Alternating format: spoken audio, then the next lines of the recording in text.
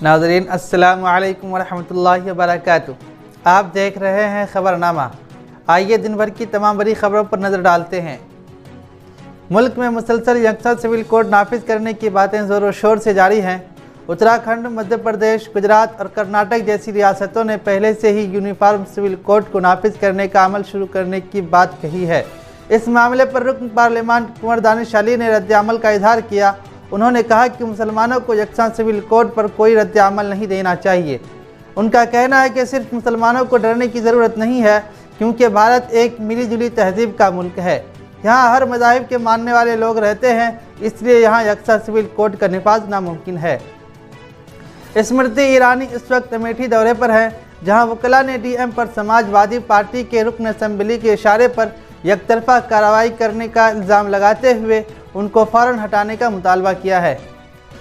वज़ीर आज़म मोदी ने अपने रेडियो प्रोग्राम मन की बात में कहा कि साल 2022 में भारत के दुनिया की 5वीं बड़ी मईशत का मकाम हासिल करना, 220 करोड़ वैक्सीनेशन के नाकाबिल यकीन आदाद व शुमार को अबूर करना, 400 अरब डॉलर से ज़्यादा की बरामदात की जादुई आदाद व शुमार को अबूर करना, हर शख्स के ज़रिए खुद इन्हिसार भारत के अज़्म को अपनाना एक बहुत बड़ी मिसाल है। साबिक़ वज़ीर आज़म भारत रत्न अटल बिहारी वाजपेयी का आज 58वां यौम पैदाइश है। इस मौके पर सदर, नायब सदर और वज़ीर आज़म मोदी ने उन्हें खिराज अक़ीदत पेश किया। राजस्थान में आज 167 नई एम्बुलेंस गाड़ियों को हरी झंडी दिखाकर रवाना किया गया। उन एम्बुलेंस को रियासत राजस्थान के वज़ीर आला अशोक गहलोत ने हरी झंडी दिखाई। गहलोत का कहना है कि रियासत की सेहत का बुनियादी ढांचा किसी भी किस्म के चैलेंज से निपटने के लिए पूरी तरह तैयार है।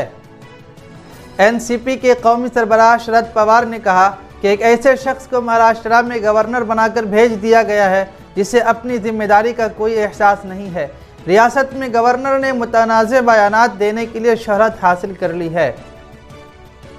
कौमी और बैनुल अक़वामी तंजीमों में ख़वातीन की जानिब से इस्लामी हिजाब और दीगर उसूल व ज़वाबित पर अमल न करने की संगीन शिकायत मौसूल हुई हैं, जिसके बाद तालिबान ने तमाम इदारों को हुक्म दिया है कि आइंदा अहकामात तक ख़वातीन के काम करने पर पाबंदी लगाई जाए। ये इत्तला इक़्तिसादियात की वजारत ने हफ्ते के दिन मीडिया को दी।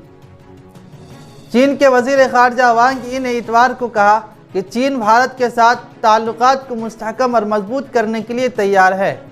ढाका के शेर बंगला नेशनल स्टेडियम में खेले गए दूसरे टेस्ट मैच में भारत ने बांग्लादेश को 3 विकेटों से शिकस्त दे दी। भारत ने सीरीज़ 2-0 से जीत ली और वर्ल्ड टेस्ट चैंपियनशिप के लिहाज से ये टेस्ट सीरीज़ भारत के लिए बहुत अहम था। पाकिस्तान क्रिकेट बोर्ड की मैनेजमेंट कमेटी ने साबिक़ कप्तान शाहिद अफरीदी को अबूरी सिलेक्शन कमेटी का चेयरमैन मुकर्रर किया है। नाज़रीन, खबरनामा में इतना ही, फिर मुलाकात होगी। शुक्रिया।